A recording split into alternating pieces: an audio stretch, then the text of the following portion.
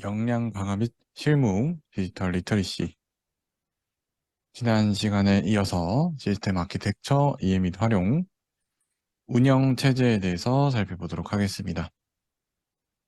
지난 시간에 살펴봤던 네트워크 관련해선 OSI 7 레이어, 그리고 이 각 계층에 해당하는 프로토콜들, 그리고 IP 주소를 서브넷, 슈퍼넷 할 수 있는 문제들을 많이 풀어보시면 좋을 것 같고요.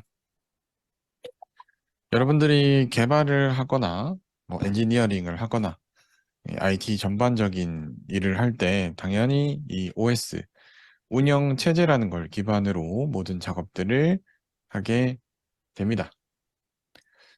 이 운영 체제, OS에 대해서 살펴보도록 할 것이고요. 뭐 최근 이슈, 사실 10년 전만 해도 뭐 웹서핑 하거나 뭐 이런 누워서 하는 건 참상하지 못했다. OS들 중에서도 이 스마트폰 관련된 이 작은 디바이스, 작은 어떤 디스플레이를 가진, 그리고 이 디스플레이에 입력할 수 있는 입력 장치가 우리가 일반적으로 쓰는 키보드와 같은 키보드가 아닌 손가락만으로, 아니면 뭐 음성만으로 이렇게 조작을 해야 되는 시스템들이 등장하면서 OS가 기존 서버 OS에서 PC OS로 줄어들었지만 그보다 더 작아져서 이 모바일 운영 체제가 대부분 이렇게 많이 자리 잡게 됐죠. 이 모바일 운영 체제는 말 그대로 모바일, 들고 다닐 수 있는, 우리 기존 PC들은 고정된 어떤 공간에서 많이 사용되어 왔죠. 그래서 보통 유선의 네트워크, 그리고 이 장치가 사용하는 입출력 장치가 고정되어서 유선으로 대부분 되어 있었고요. 그런데 이 모바일 운영 체제들은 우리 뭐 블루투스 연결도 하고 뭐 와이파이도 연결도 해야 되고 무선과 관련된 어떤 입출력 장치가 계속 바뀌잖아요. 뭐 오늘은 내가 아이팟으로 노래를 들었다가 뭐 차를 타면 또 차에 블루투스 연결해서 음성을 듣고 뭐 이런 다양한 이런 변화들을, 입출력 장치의 변화를 이 컨트롤 해줘야 되는 운영 체제들, 그렇게 많이 이 운영 체제의 방향들이 바뀌어 가고 있고, 기존 PC 운영 체제들은 이 분산 컴퓨팅의 대형의 어떤 복잡한 문제들을 풀어내는데 특화되고 있죠. 자, 그럼 이 운영 체제 전반의 기술들에 대해서 살펴보도록 하겠습니다. 첫 번째, 운영 체제의 개념과 역할. 그리고 운영 체제라는 것은 프로세스, 우리가 만든 프로그램의 동작하는 상태인 프로세스를 여러 개 관리해줘야 되는데요.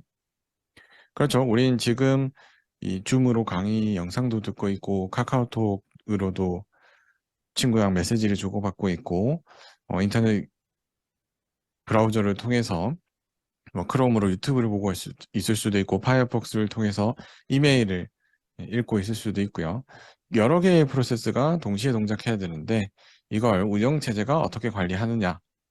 그리고 이 운영체제가 이런 프로세스들을 위해서 메모리를 할당해줘야 되는데, 그 메모리 할당에 가장 많이 사용되는 가상 메모리 개념, 그리고 기법, 그리고 앞에서도 말했듯이 운영체제가 사용해야 되는 이 저장 장치, 파일 시스템, 입출력 시스템들이 모바일 운영체제로 오면서 많이 바뀌게 됐어요. 여기 앞에까지 프로세스의 관리랑 가상 메모리까지는 어떻게 보면 PC든 모바일 운영체제는 크게 다를 게 없는데, 모바일 운영체제로 가면서 이런 저장 시스템, 입출력 시스템들이 훨씬 더 자주 바뀌게 되죠. 그런 것들은 또 어떻게 되는지, 그리고 운영체제의 최신 기술과 동향에 대해서 살펴보도록 하겠습니다. 자, 우리가 OS라고 하는 오퍼레이팅 시스템, 우리가 가지고 있는 하드웨어 자원이 제한적이잖아요. 우리가 가지고 있는 자원 자체는 우리 눈앞에 있는 휴대폰, 컴퓨터의 자원, 그런 자원들을 잘 써서 사용자나 응용 프로그래머한테 이 컴퓨터의 자원을 활용할 수 있게끔 기능을 제공하는 시스템 소프트웨어입니다. 그러니까 우리가 자원이 있다고 그 자원을 그대로 다 사용할 수 있는 게 아니라 그 자원을 우리한테 적절하게 분배시켜주고 우리가 필요로 할 때 이 자원을 언제 이후에 이 자원을 사용할 수 있으니 잠시만 대기해라. 이런 이 명령들을 내어주는 것이 운영 체제입니다. 그러니까 최초의 컴퓨터는 사실 프로세스가 하나, 그러니까 프로그램이 단일 프로그램이었기 때문에 운영 체제 시스템이 필요 없었습니다. 그런데 이 컴퓨터가 조금 더 범용적으로 사용되고 다양한 연산들을 동시에 할 수 있을 정도의 컴퓨팅 파워가 충분해지다 보니까 얘가 한 번에 여러 가지 일들을 해야 되는 환경이 만들어지게 된 거죠.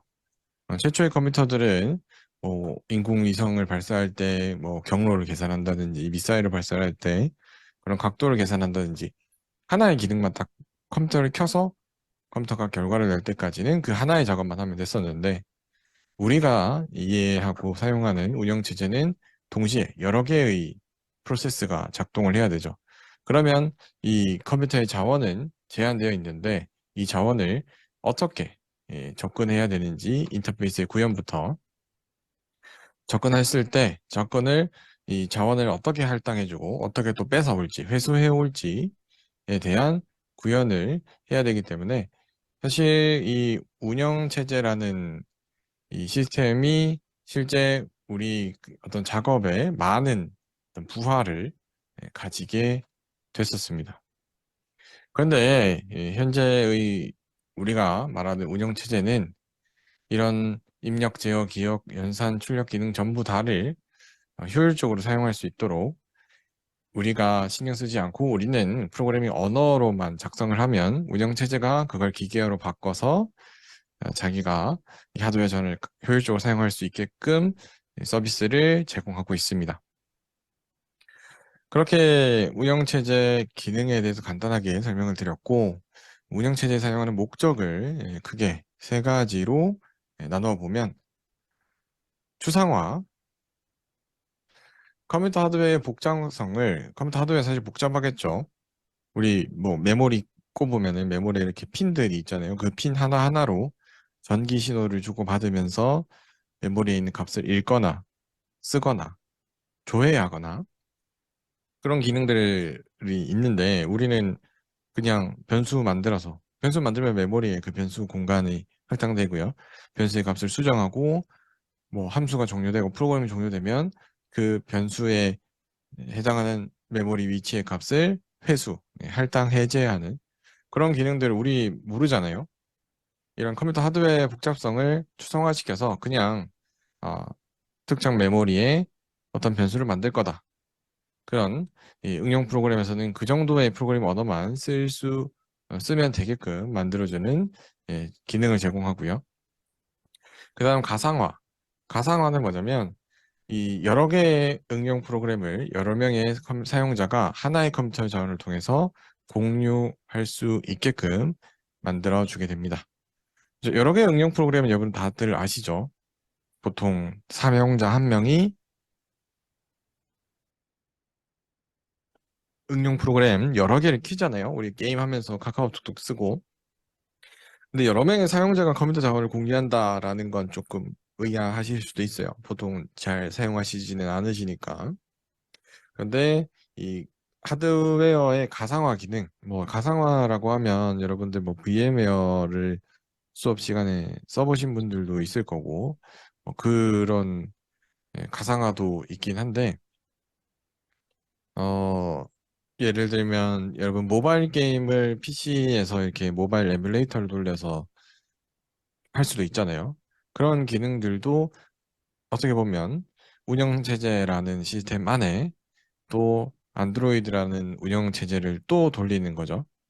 그러면 원래 이 안드로이드라는 운영체제는 직접적으로 하드웨어 자원들을 관리를 해야 되는데 그걸 가상의 하드웨어를 만들어서 운영체제가 또 다른 운영체제를 만들 수 있게끔 만들어주는 이런 작업들도 가상화입니다.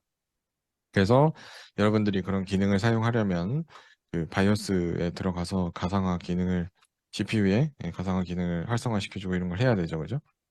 그런 예, 기능도 운영체제를 사용하는 목적이고요. 그리고 뭐 가장 기본적인 관리와죠. 컴퓨터의 자원 제약상, 컴퓨터 자원 자체의 제약상, 뭐 최대 용량도 있을 거고, 얘가 특정 온도까지 올라가면 안 되니까, 특정 온도까지 올라가면 유저들을 가만히 기다리라 이런 것도 해야 될 거고요.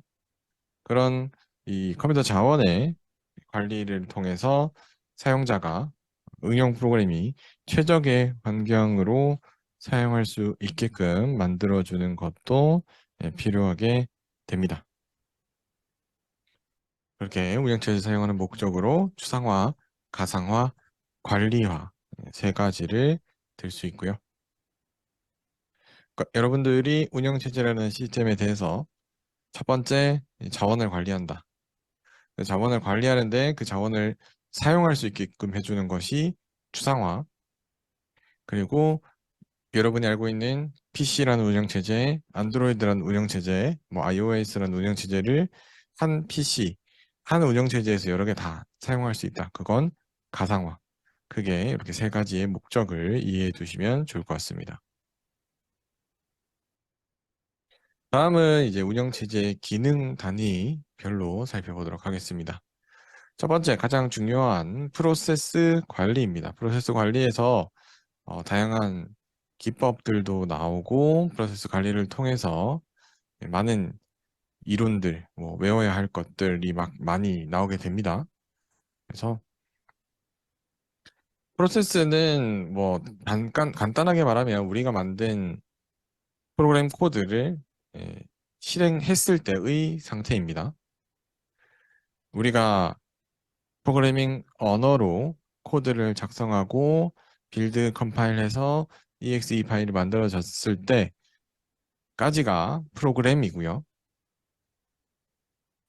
이 프로그램을 더블 클릭해서 이 프로그램이 필요로 하는 메모리 공간 할당받고 프로그램이 필요로 하는 어떤 입력 장치, 출력 장치를 연결한 상태가 프로세스가 되는데 이 프로그램이 프로세스가 되기 위해서는 중앙 처리 장치, CPU에 대한 접근 권한, 기억 장치, 뭐 메모리나 어떤 파일, 뭐 디스크 같은 곳에 그리고 입출력 장치, 뭐 마우스 입력, 키보드 입력 이런 여러 가지 자원을 이 할당 받는 작업까지가 프로세스이고요.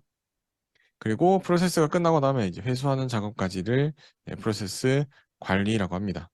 그래서 사용자 프로세스에 그리고 시스템 프로세스, 시스템 프로세스는 사용자가 만드는 게 아니라 운영 체제가 이 운영 체제를 잘 관리하기 위해서 항상 동작시키는 프로세스들이 있습니다.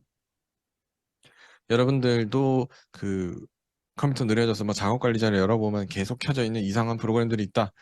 일부는 시스템 프로세스들이 계속해서 작업 관리자에 떠 있게 됩니다. 그런 전체 프로세스들의 생성과 폐기를 운영체제에서 하고요.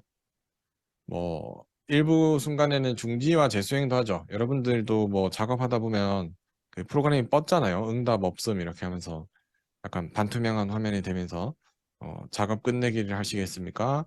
뭐 기다리기를 하시겠습니까? 취소를 하시겠습니까? 여기 뜨잖아요. 그런 기능도 OS 운영체제에서 해주는 기능이고요. 그다음 프로세스 통신과 동기화. 프로세스 간에 통신을 하는 경우가 있습니다. 우리 뭐 카카오톡 같은 경우도 그렇잖아요. 카카오톡 그 친구들 채팅 목록이 있는 곳에도 친구가 주고받는 대화 내용이 나오고 이 채팅방을 더블 클릭해서 실제 채팅을 할 수 있는 방에도 현재 대화하는 내용이 나오잖아요. 그게 전부 다 이 두 개의 프로세스, 두 개의 윈도우즈, 두 개의 프로그램 간에 통신을 하는 겁니다. 내 컴퓨터 내부에서. 허용이 되어 있다면 그 프로세스 간의 통신이 정상적으로 동작을 할 거고요. 만약에 이제 이 프로세스 간의 통신이 원래 허용이 되지 않는데 허용을 해서 다른 작업을 한다면 운영 체제에서 그 작업을 맡게 되겠죠. 그래서 그런 작업들이 보통 우리가 말하는 뭐 게임에서 핵이다 뭐 이렇게 해서 그걸 막기 위해서 다른 또 프로세스를 운영체제 외에도 다른 프로세스가 또 프로세스를 감시하기도 하고요. 다양한 기법들이 있습니다. 그리고 이제 교착 상태 방지를 위한 기법이 있는데 이 교착 상태라는 것은 이 데드락이라고 해서 서로 풀 수 없는 상태가 되는 것을 말합니다. 뭐 여러분들도 뭐 운전을 해보시거나 하면 그 로타리 같은 데 보면은 차들이 원래는 로타리를 돌고 있는 차량이 우선이라서 로타리를 새로 회전 교차로를 새로 들어가려는 차는 무조건 양보를 해야 되는데 만약에 그걸 양보를 하지 않고 다 모두 다 로터리로 진입만 한다면 이 로터리는 아무 차도 빠져나가지 못하고 이렇게 막혀버리겠죠. 그런 상상 해보셨나요? 그래서 그 회전 교차로에는 어, 이미 진입한 나보다 이전에 진입한 차가 먼저 나갈 수 있게끔 기다려주게 돼 있는데 내가 원하는 출구가 아니면 차들이 당연히 안 나갈 거니까요. 그렇게 되면 다 딱 멈춰버립니다. 전부 다. 자기는 조금 더 가서 다음 출구에 나가려고 하니까 아무도 안 나가고 모두 다 아무도 안 나가는 그런 교착 상태가 생길 수 있는데 프로세스도 마찬가지로 프로세스가 동시에 이 같은 자원을 요청하는 경우들이 일부 있습니다. 보통 우리 최근에 사용하는 뭐 문서 편집 프로그램들은 그런 기능들이 다 막혀 있는데 만약에 하나의 문서를 두 개의 프로그램이 동시에 열었다. 그 다음에 하나의 프로그램이 저장하고 하나의 프로그램이 또 다른 버전으로 저장을 한다라는 상황이 생기면 이 교착이 일어나게 됩니다. 나는 이걸 2로 수정해서 저장하려 했는데 저 다른 프로그램이 또 3으로 수정해서 저장하고 그럼 나는 또 잘못 저장해서 다시 또 2로 저장하고 3으로 저장하고 계속해서 교착되어서 아무도 작업이 끝나지 않는 그런 상황들이 일부 생깁니다. 보통 그 교착 상태로 인해서 프로세스 중지가 발생하게 되거든요. 여러분들 그 게임 하거나 뭐 하다 보면 이렇게 작업 응답 없음 뜨는 게 보통은 이제 교착이 발생해서 내가 원하는 자원을 일정한 시간 내에 받지 못해서 발생하는 거거든요. 그 기능도 기본적으로 운영체제가 제공은 합니다. 물론 아주 특수한 경우에 저 프로세스 중지 상태가 자꾸 발생하기도 하죠. 여러분 컴퓨터에서 발생하는 게 운영체제가 최소한의 어떤 기능으로 막아두었으나 프로세스들이 너무 무분별하게 아니면 프로세스들이 이 운영체제가 예측하지 못한 방법으로 교착 상태를 일으키면 프로세스 중지 상태가 생기기도 하고요. 그 다음 이제 기억 장치 중에 가장 중요한 이 주 기억 장치. 우리가 일반적으로 생각하는 저장 장치는 하드디스크, SSD 같은 그런 디스크라고 생각할 수 있는데 주 기억 장치는 메인 메모리는 우리가 이야기하는 메모리, 흔히 메모리라고 하는 램, 메모리 카드, 램입니다. 램. 휘발성 저장 공간으로 얘가 왜 휘발성이면 뭐 휘발유 이런 게 아니고요. 휘발, 예, 증발한다. 그래서 얘는 컴퓨터를 끄면 그 안에 저장되어 있던 그 메모리 공간에 저장되어 있던 데이터들이 다 사라지는 이 공간입니다. 그 대신에 얘가 가지는 특징은 아주 빠른 속도로 어떤 데이터를 읽고 쓸 수 있습니다. 그래서 우리가 이 메인 메모리라는 저장 공간을 사용하고 있고요. 현재는 SSD가 이 메인 메모리의 입출력 속도를 거의 다 따라잡은 상태이고, 근데 과거에는 이제 하드 디스크, 그러니까 물리적으로 어떤 디스크를 읽는 이 헤더가 가서 렌즈가 가서 읽는 형태일 때는 하드 디스크는 절대 메인 메모리의 속도를 따라잡을 수 없을 거라 생각했는데 최근에는 SSD가 등장하면서 보조 기억 장치가 거의 이 주 기억 장치의 입출력 속도를 따라잡고 있죠. 이 주 기억 장치는 이 프로그램이 프로세스가 되려고 할 때 필요로 하는 이 저장 공간을 할당해주는 기억 장치입니다. 그래서 운영체제는 이 주기억 장치에 사용하고 있는 공간, 그리고 이 공간을 누가 사용하고 있는지에 대한 추적, 그래서 A라는 프로세스가 사용하고 있는 공간을 B라는 프로세스가 읽으려고 하면 일단 막습니다. 일단 막고 이 두 프로세스 간의 어떤 사전된 약속,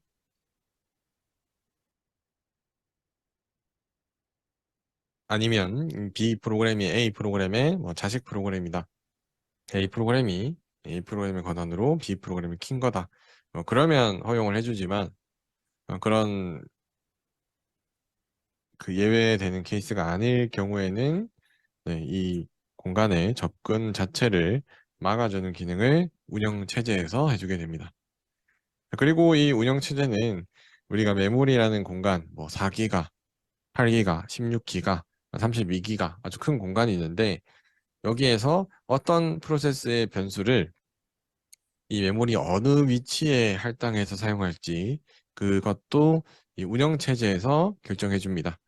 이 결정하는 방법도 뭐 리틀 엔디언, 빅 엔디언에 따라서 뭐 이렇게 하고 여러 가지 프로세스가 사용할 메모리 공간을 산정하는 방법, 기법도 있고요. 그렇게 할당을 해주고 나면 다시 또 이제 회수를 해야겠죠. 회수를 할 때도 운영체제가 프로세스가 종료되면 프로세스 종료 신호를 듣고 나서 해당 프로세스가 사용했던 메모리 공간을 회수하게 됩니다. 자, 근데 이 메모리 공간을 회수하는 과정에서 제대로 회수가 되지 않으면 주 기억 장치에는 이 주인이 없는 이 저장 공간이 발생하게 됩니다. 우리 그냥 일반 땅을 봐도 똑같아요. 저 학교 앞에 저기 엄청 큰 뭐 빈 공간이 있는데 그 공간에 주인이 있어서 그 공간을 개발 못하고 있다가 주인이 그 땅을 누군가한테 팔았는데 누군가 팔았다라는 기록만 있고 누군가가 샀다는 기록이 없습니다. 그러면 그 공간은 주인이 없는 공간이지만 어떻게 사용할 수도 없잖아요. 그러면 그 공간은 계속해서 방치되겠죠. 아무도 주인이 없으니까. 이런 현상들 때문에 우리가 컴퓨터를 오래 사용하면 컴퓨터가 느려진다라고 하잖아요. 물론 뭐 이것만이 영향은 아닌데 뭐 컴퓨터에 발생되는 이제 열도 문제가 될 수도 있고 근데 그중에 확연한 이 컴퓨터를 오래 사용하면 느린 이유 중에 하나가 이 주 기억 장치에 저렇게 이름 없이 버려진 공간들이 자꾸자꾸 생기게 됩니다. 프로세스를 회수하는 과정에 발생할 수 있는 문제가 있어서. 그래서 여러분들도 그 왜 한 번씩 휴대폰 껐다 켜주면 조금 빨라진 것 같을 때 있죠. 그리고 과거에 그 안드로이드 초창기 때는 뭐 정기적으로 메모리 정리라는 버튼을 눌러주라라고 하기도 했고요. 그게 뭐냐면 이 주 기억 장치에 제대로 관리되지 않고 있는 공간들을 한 번에 회수시키는 작업입니다. 그래서 메모리 정리라는 버튼으로 회수를 시킬 수도 있고 그 메모리 정리 회수 기능을 자바를 배우신 분들은 어, 떠오르는 단어 하나 있죠. GC, 가비지 컬렉터라는 애가 돌면서 저런 가비지, 쓰레기 공간들을 이렇게 정리해 주는 거죠. 뭐 일반적으로는 컴퓨터를 껐다 킨다든지 휴대폰 한 번씩 껐다 켜주시면 좋습니다. 저렇게 버려진 공간들을 활용할 수 있기 때문에 운영 체제도 100% 완벽하게 프로세스를 관리할 수 없어서 가끔 저런 현상 발생합니다. 자, 그리고 파일의 관리. 뭐 우리 디렉토리 생성하고 이런 것들도 다 운영 체제에서 하죠. 우리 어, 파일 탐색기 열어서 C 드라이브의 밑에 있는 파일 내가 꼽은 이 USB의 파일 이런 것들을 운영체제를 통해서 확인할 수 있잖아요. 이 운영체제의 기능, 우리가 일반적으로는 그 윈도우즈나 iOS를 많이 사용하시니까 디렉토리, 파일 이런 시스템들을 많이 사용하시게 될 거고 뭐 다른 운영체제로 리눅스 같은 경우는 리눅스도 사실 그래, 뭐 눈으로 보기에는 디렉토리라는 게 있는데 리눅스는 전부 다 파일이죠. 예, 파일로만 이루어진 이 시스템 구조를 가지고 있습니다. 디렉토리도 하나의 파일입니다. 리눅스에서는. 뭐 그런 이 운영체제마다 가지고 있는 특징적인 파일 관리 시스템. 그래서 여러분 보통은 그 USB나 이런 거 보시면은 그 파일 시스템의 포맷이 NTFS로 많이 되어 있으실 거예요. NTFS. 이게 일반적으로 윈도우즈에서 많이 사용하는 이 파일 관리 이 시스템 구조인데요. 조금 옛날 단말기들, 뭐, 블랙박스에 꼽아야 된다. 아니면은 옛날 그 DSLR 카메라에 SD 카드 같은 것들을 꼽는다라고 했을 때는 NTFS라면 안 되고, 그, 다른 FAT나 이런 다른 포맷으로 해야 되는 그런 것들도 있을 겁니다. 그래서 이 파일 시스템을 어떤 운영체제가 접근하느냐에 따라서 이 파일 시스템의 어떤 포맷들도 맞춰줘야 되고요. 다음은 입출력 시스템의 관리. 사실 지금은 이 입출력 시스템의 관리를 운영체제가 거의 100% 해주고 있어서 여러분들은 뭐 USB 키보드 마우스 샀다고 뭐 윈도우즈에 뭐 깔아주지 않잖아요. 자동으로 인식되고 근데 이제 그걸 내가 좀 커스터마이징 하고 싶을 때 내가 불이 나오는 이렇게 키보드의 불 색깔을 조정하고 싶을 때는 프로그램을 깔잖아요. 사실 이거는 정말 이렇게 된 지 얼마 되지 않았습니다. 과거 윈도우 95나 윈도우 3.1 시절에는 이 키보드를 사면 이 키보드를 사용할 수 있게 하는 드라이버를 또 깔아줬어야 됩니다. 그런 식으로 운영체제가 일반적인 모든 입출력 시스템들을 직접적으로 관리한 지 얼마 되진 않았습니다. 그래서 운영체제 기능 중에 입출력 시스템의 관리 기능도 포함되게 됩니다. 뭐 여러분도 이 안드로이드나 iOS 써보면 동시에 블루투스 여러 개 접근이 안 되잖아요. 내가 물론 그건 되죠. 그 소리 듣는 블루투스랑 통화하는 블루투스랑 이렇게 따로는 되는데 그런 관리 기능들도 전부 다 운영 체제에서 해주는 기능입니다. 그리고 뭐 이걸 모르시는 분들도 가끔 있던데 컴퓨터에 마우스를 여러 개를 꼽아서 쓰실 수 있습니다. 예를 들면 유선 마우스 하나 고정적으로 내 컴퓨터에 꼽아서 쓰다가 뭐 가끔 무선 마우스 뭐 이렇게 침대에 누워서 이 컴퓨터 조정하고 싶다.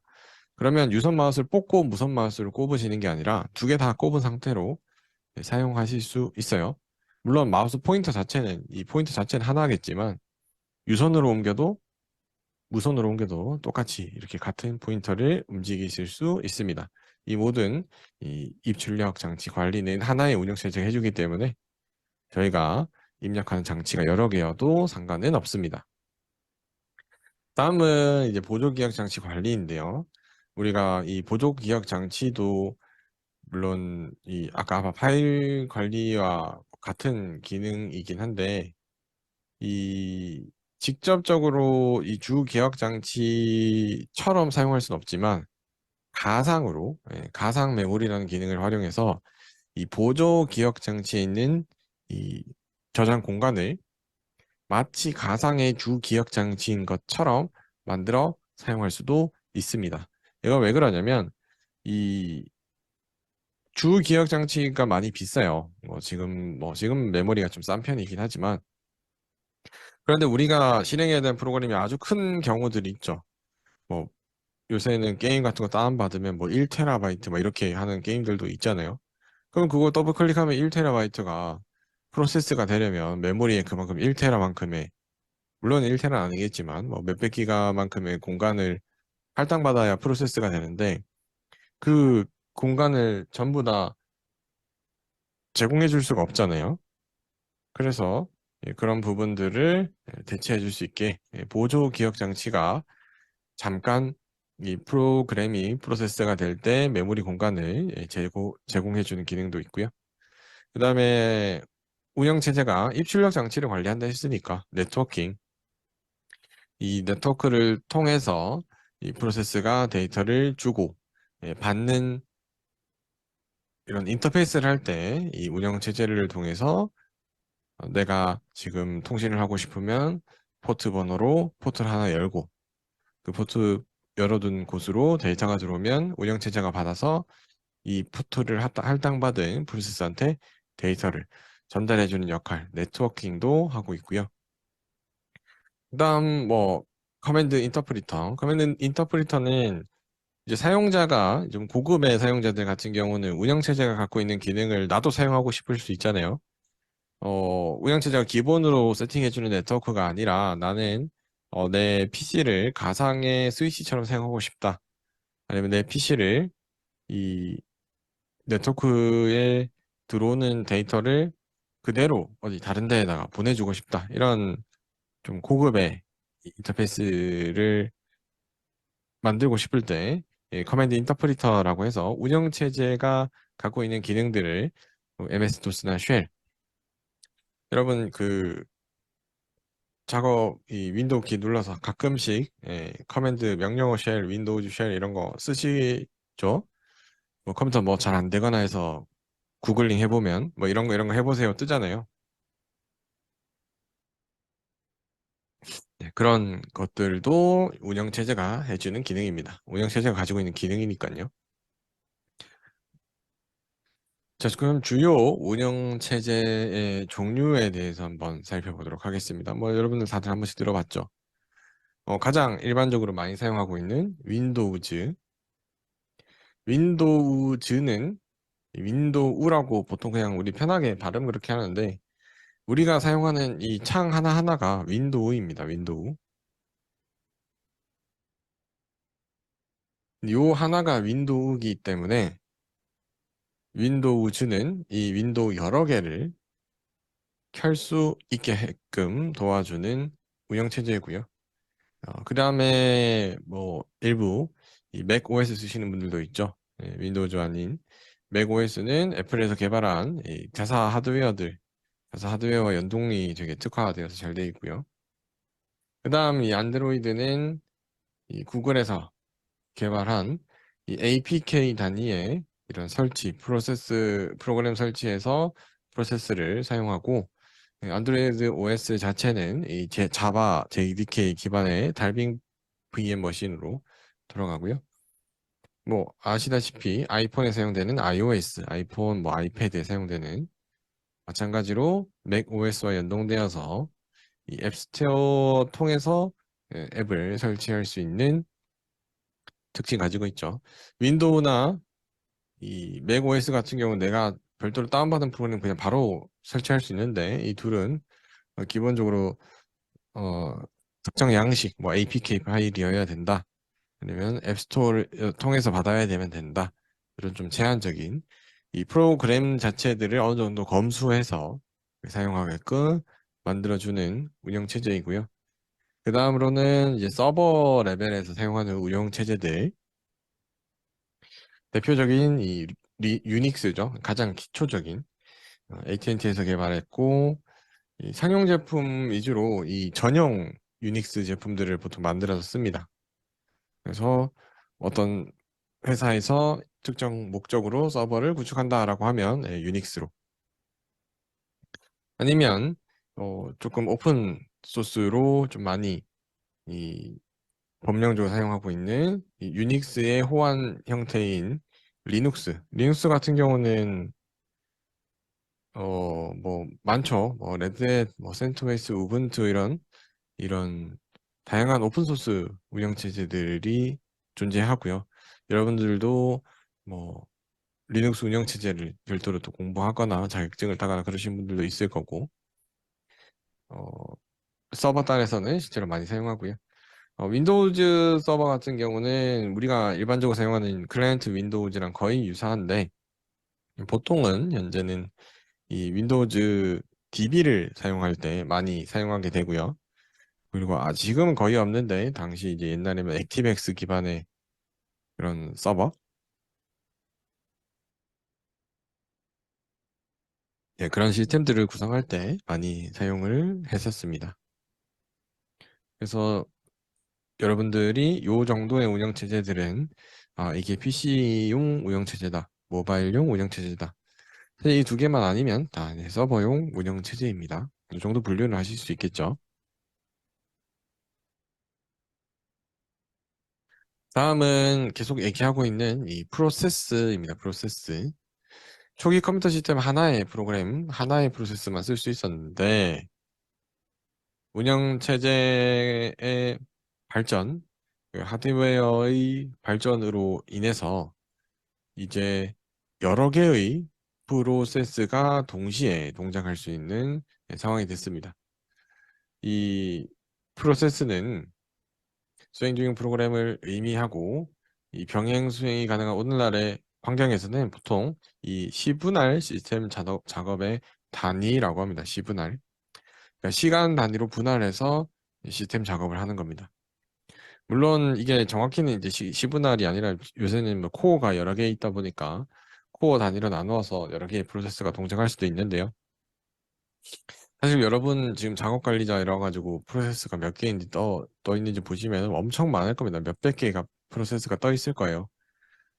코어가 뭐 몇백 개까지는 되지 않잖아요. 뭐 여러분들 뭐 컴퓨터 좀 비싼 거 쓰시는 분들도 뭐 코어 뭐 많으면 정말 많으면 100개 정도는 되려나요?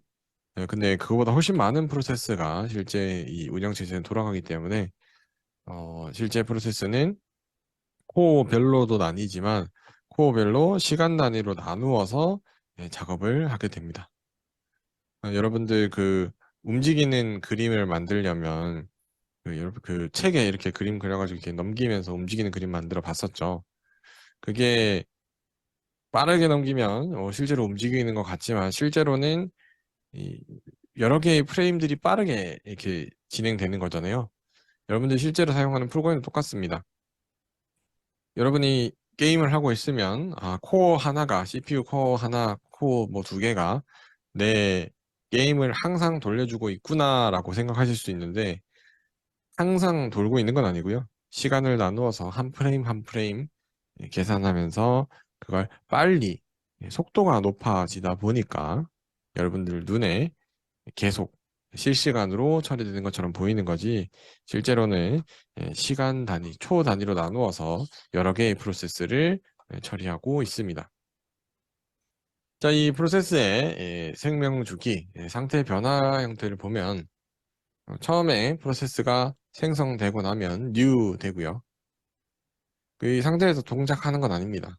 new 상태에서 ready로 가서 이 ready 상태에서 이제 프로세스가 CPU와 메모리 할당받기를 기다립니다. 그러다가 CPU와 메모리 할당받으면 run 모드로 갑니다. 그럼 run에서는 프로세스는 중앙 처리 장치, 연산과 주 기억 장치, 메모리 저장 공간을 활용해서 프로그램을 동작시킵니다. 변수를 만들고 연산을 하고 반복문을 돌고 그러다가 이 프로세스가 종료가 되면 다 끝나면 우리 이 프로그램의 기능이 다 끝나고 나면 프로세스는 종료 상태로 가서 이 CPU 할당을 해제하고 메모리 할당을 해제하고 다시 이 생성 직전의 상태로 가는 거고요. 그런데 이 실행을 자기 혼자 계속 할 수 없기 때문에 시분할 되어서 시분할 과정 중에 이 프로세스가 현재 처리하는 시간이 아닐 때는 대기 상태로 내려갑니다. 그래서 대기 상태로 내려갔다가 일정 시간이 지나면 아니면 뭐 다른 작업이 끝나면 웨이크업해서 레디로 갔다가 레디에서 다시 또 CPU 메모리를 할당받아서 실행 모드로 가고 그렇게 그걸 반복하다가 최종적으로 실행이 끝나게 되면 종료가 되는 구조입니다. 자, 이게 이 프로세스의 상태이고요. 이 생성, 준비, 실행, 종료, 대기 이 다섯 생명 주기는 사실에서 어, 사실 뭐 이게 말로 하면은 당연하지 생성하고 준비하고 실행하고 대기하다 준비하고 종료되고 이게 그냥 쭉 그림이 다 채워져 있으면 쉬운데요. 이 두 개가 이렇게 비어 있거나 네, 그러면 좀 찾기가 힘들거든요. 그래서 요 문제도 빈칸 채우기로 많이 나오니까요. 이 그림 한번 잘 살펴보시면 좋을 것 같습니다.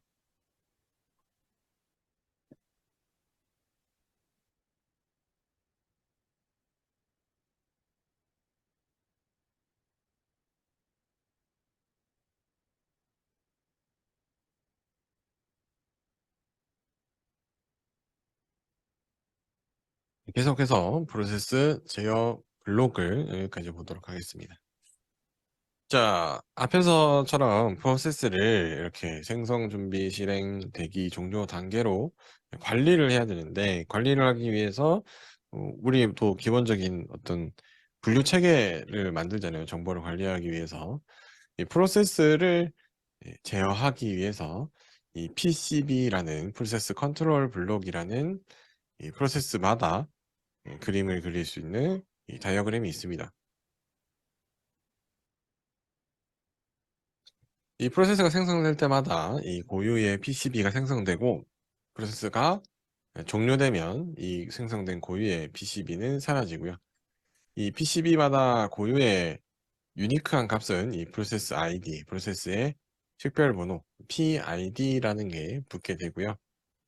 그 다음에 이 프로세스 ID 별로 여러 개의 프로세스가 만들어진 다음에, 프로세스는 기본적으로 이 프로세스를 이 다음에 실행할 명령어들을 가지고 있는 PC, 프로그램 카운터가 아주 중요한 값들이고요. 그리고 다른 스케줄링 우선순위, 레지스터 정보, 주 기억 장치, 관리 정보 등을 이 PCB에 포함을 해서 프로세스들을 제어할 때 가장 기초적으로 사용하는 정보들입니다. 이렇게 해서 운영 체제의 개념, 그리고 운영 체제의 다양한 종류, PC, 모바일, 서버 운영 체제들, 그리고 프로세스를 5단계, 생성, 준비, 실행, 대기, 종료, 이 5 이 상태로 나누어서 볼 수 있고, 이 단계별로 관리하기 위해서 PCB라는 프로세스 컨트롤 블록을 만들어 쓰고요. 중요하게 보셔야 될 건 프로세스 ID, 프로세스마다 유니크하게 지정해서 사용하는 ID, PC, 프로그램 카운터라고, 프로그램이 다음 번에 실행할 명령어가 어느 주소 위치에 있는지 주소값을 저장하는 PC, 이렇게 정도만 꼭 잘 외워두시면 여러분 시험 치시는 데에는 크게 문제가 없을 겁니다.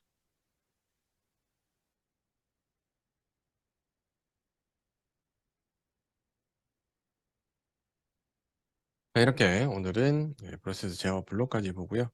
다음 시간에 프로세스의 생성, 이런 상세, 종료, 이런 기능들에 대해서 일반적으로 프로그램 언어에서 어떤 커맨드로, 어떤 시스템 호출을 사용하는지에 대해서 다음 시간에 계속 살펴보도록 하겠습니다. 바로 질문이 없으시면 오늘 수업은 여기까지 하도록 하겠습니다. 수고하셨습니다.